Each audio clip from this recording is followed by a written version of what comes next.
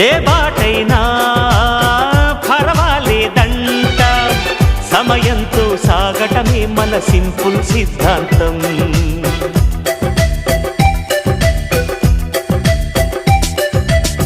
చిరుగాలికి పరిమళమిచ్చే సిరిమల్లెల వనమై ఉందాం, గగనాన్ని నేలను కలిపే హరివిల్లుల వంతెన అవుదాం.